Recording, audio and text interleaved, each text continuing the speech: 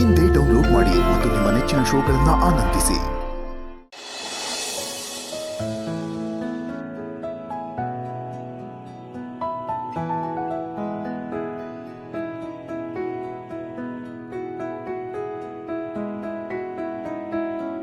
ಸಿದ್ದು ಅವರೇ, ಏನು ಇಷ್ಟೆಲ್ಲ ಯೋಚನೆ ಮಾಡ್ಕೊಂಡು ನಿಂತ್ಬಿಟ್ಟಿದ್ದೀರಾ? ಅದು ಮೇಡಮ್ ಅವರೇ, ನನಗೆ ಯಾವ ಬಿಸ್ನೆಸ್ ಮಾಡೋದು ಅಂತ ಉಳಿತಾನೆ ಇಲ್ಲ. ಅದೇನು ಮಾಡ್ಬೋದು ಅಂತ ನೀವು ಹೇಳ್ಬಿಡಿ.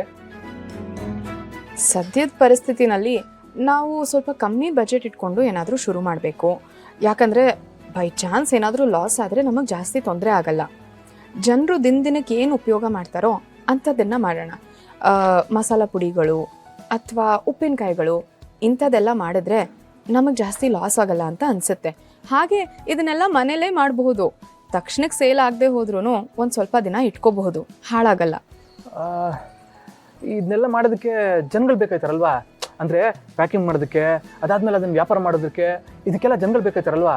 ಹೌದು, ಆದರೆ ನಾವು ಮೊದಲೇ ಸಂಬಳ ಕೊಡೋಕ್ಕಾಗಲ್ಲ, ಬಂದಿದ್ರಲ್ಲಿ ಕೊಡಬಹುದು. ಸಂಬಳದ ಬಗ್ಗೆ ಬಿಟ್ಟಾಕಿ, ಈ ಕೆಲಸಕ್ಕೆ ಅಂತಾನೆ ನಮ್ಮ ಹುಡುಗರವ್ರೆ ತಿನ್ನಕ್ಕೆ 3 ಹೊತ್ತು ಊಟ ಹಾಕ್ಬಿಟ್ರೆ ಏನು ಕೆಲಸ ಬೇಕಾದ್ರೂ ಮಾಡಿಬಿಡ್ತಾರೆ. ಸುಮ್ಮನೆ ಕುತ್ಕೊಂಡು ಓತ್ಲ ಹೊಡೆಯೋ ಬದಲು ನಮ್ಮ ಬಿಸ್ನೆಸ್ಗೆ ಸೇರಿಸ್ಕೊಂಡ್ರೆ ಅವ್ರನ್ನ ನಮ್ಮ ಪಾರ್ಟ್ನರ್ಗಳ ಥರ ತೊಗೊಂಡ್ಬಿಡ್ಮ.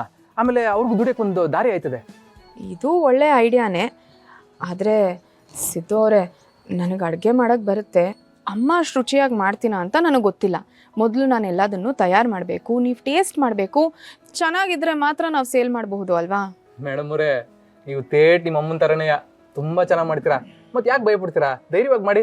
ಹೆತ್ತವ್ರಿಗೆ ಹೆಗಣ ಮುದ್ದು, ಕಟ್ಕೊಂಡವ್ರಿಗೆ ಕೋಣ ಮುದ್ದು ಅಂತಾರಲ್ಲ, ಹಾಗೆ ನಾನು ನಿಮಗೆ ಏನು ಮಾಡಿಕೊಟ್ರು ನಿಮಗೆ ಇಷ್ಟ ಆಗುತ್ತೆ.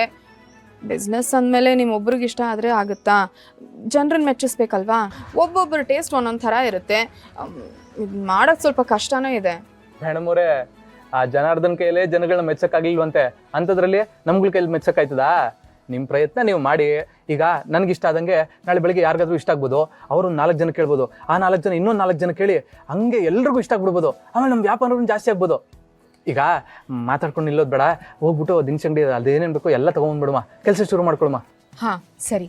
ಈಗ ಮಸಾಲ ಪುಡಿಗಳಿಗೆ ಏನು ಬೇಕೋ, ಗೊಜ್ಜುಗಳಿಗೆ ಏನು ಬೇಕೋ, ಆಮೇಲೆ ಉಪ್ಪಿನಕಾಯಿಗೆ ನಿಂಬೆಹಣ್ಣು, ಮಾವಿನಕಾಯಿ ಇದನ್ನೆಲ್ಲ ತಂದ್ಬಿಡೋಣ.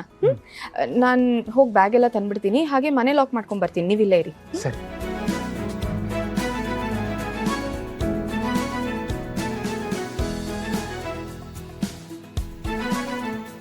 ಯಾರಲ್ಲ ಅಲ್ಲಿ ಆ ಮೋಟ್ರ್ ಆಫ್ ಮಾಡಿರಲ್ಲ, ನೀರು ಹೋಯ್ತಾ ಇದೆ.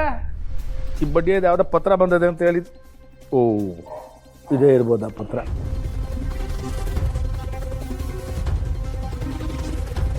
ಲೈ ಅಲ್ಲಕಲ್ಲ, ಕಷ್ಟಪಟ್ಟು ಟೆಂಡರ್ ನೀನು ಕೊಡ್ಸಿದ್ರೆ ಕೆಲಸ ಕಂಪ್ಲೀಟ್ ಮಾಡಿದ್ಯಲ್ಲ, ಊರ್ ಜನ ಎಲ್ಲ ನನಗೆ ತುಮಕ್ಕಂತ ಮಕ್ಕೋಗಿತ್ತವ್ರೆ.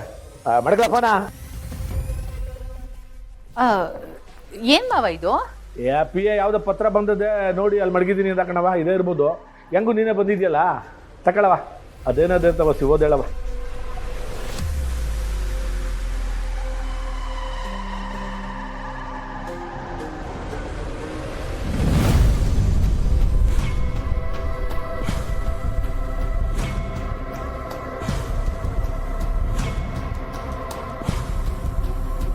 ಯಾಕವ ಒಳ್ಳೆ ಗರ ಬಡ್ದೊಳಗೆ ನಿಂತ್ಕೊಂಡ್ಬಿಟ್ಟಲ್ಲ, ಏನೈತೆ ಅಂಥ ವಿಷಯ ಅದರಲ್ಲಿ? ಇದ್ರಲ್ಲಿ ಅಂಥದ್ದು ಏನೂ ಇಲ್ಲ ಮಾವ. ಯಾರೋ ಅವ್ನ ಕಡೆ ಅವನು ಯಾವುದೋ ಒಂದು ಕೇಸಲ್ಲಿ ಜೈಲ್ಗೆ ಹೋಗಿದ್ದಾನಂತೆ. ನೀವು ಅವನಿಗೆ ಸಹಾಯ ಮಾಡಿಬಿಟ್ಟು ಪೊಲೀಸ್ಗೆ ಹೇಳಿ ಜೈಲಿಂದ ಬಿಡಿಸ್ಕೊಂಬರೋದಕ್ಕೆ ಹೆಲ್ಪ್ ಮಾಡಿ ಅಂತ ಕೇಳ್ಕೊಂಡಿದ್ದಾನೆ. ಅಲ್ಲ ಮಾವ, ದಿನ ಬೆಳಗಾದ್ರೆ ನಿಮ್ಗಿಂತ ಎಷ್ಟು ಲೆಟರ್ಸ್ ಬರುತ್ತೆ ಹೇಳಿ? ಬರೀ ಇಂಥವ್ರದ್ದೇ ಗೋಳ್ ಕೇಳ್ಕೊಂಡು ಕುತ್ಕೊಂಡ್ರೆ ನೀವು ರಾಜಕೀಯ ಮಾಡೋದಾದ್ರು ಯಾವಾಗ? ಕಣವ, ಊರ್ ಜನ ಎಲ್ಲ ಅನ್ಕೊಂಡ್ಬಿಟ್ಟವ್ರೆ ನಾನು ಎಲೆಕ್ಷನಲ್ಲಿ ಗೆದ್ದಿರೋದು ಎಲ್ಲರಿಗೂ ಸಹಾಯ ಮಾಡ್ಕೊಂಡೇ ಇದ್ಬಿಡ್ಲಿ ಅಂತ.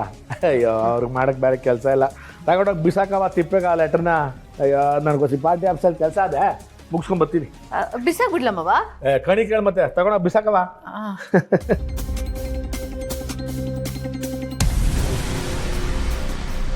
ಅಲ್ಲ, ಇವನ ಹತ್ರ ನಿಜವಾಗ್ಲೂ ಸಾಕ್ಷಿ ಇದೆಯಾ?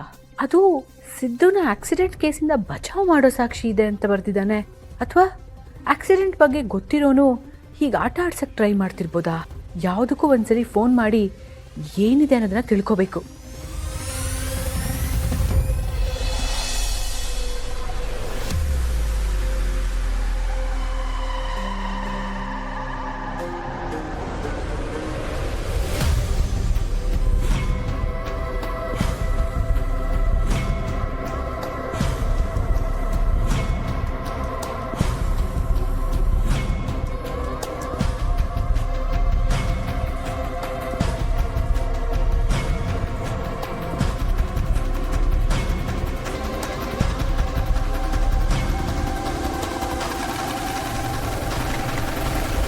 ವಿಶ್ವ, ಇಲ್ಲಿ ನಿಂತ್ಕೊಂಡು ಏನು ಹೀಗೆ ಯೋಚನೆ ಮಾಡ್ತಿದ್ಯಾ?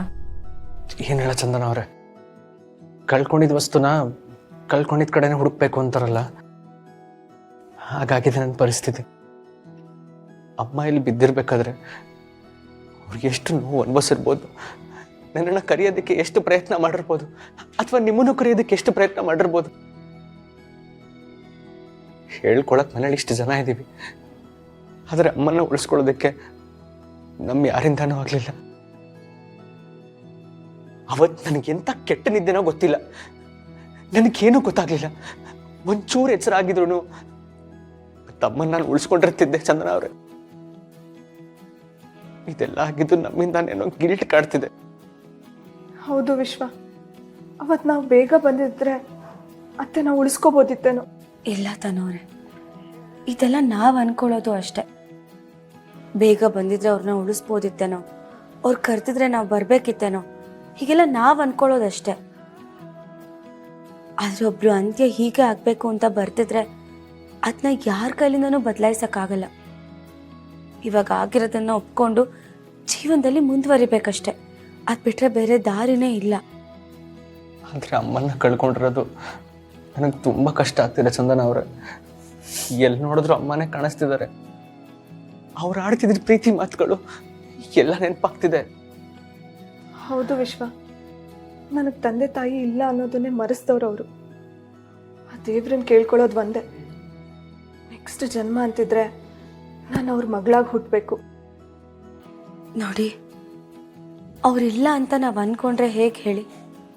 ಅವ್ರ ಜೊತೆ ಕಳೆದಿರೋ ಒಳ್ಳೆ ಕ್ಷಣಗಳನ್ನು ನೆನೆಸ್ಕೊಂಡು ಜೀವನ ಮಾಡಬೇಕಲ್ವಾ?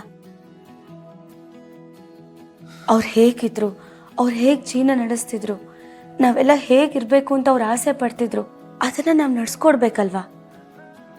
ಆಗಲೇ ಅವ್ರ ಆತ್ಮಕ್ಕೂ ಶಾಂತಿ ಸಿಗೋದು. ಎಲ್ರಿಗೂ ಸಾವು ಅನ್ನೋದು ಒಂದಲ್ಲ ಒಂದಿನ ಬಂದೇ ಬರುತ್ತೆ. ಇವತ್ತು ಅವ್ರು ಹೋಗಿದ್ದಾರೆ, ಮುಂದೊಂದು ದಿನ ನಾವು. ಸಾವು ಅನ್ನೋದಕ್ಕೆ ಎದೆಗುಂದೆ ಜೀವನದಲ್ಲಿ ಮುಂದೆ ನಡ್ಸ್ಕೊಂಡು ಹೋಗ್ಬೇಕು ಅಷ್ಟೆ. ನಾವೀಗ ಸಾವಿಗೆ ಎದೆಗುಂದಿದೆ, ಮುಂದಿನ ಜೀವನ ಕಡೆ ಹೆಜ್ಜೆ ಹಾಕೋದು ಒಳ್ಳೇದಲ್ವಾ?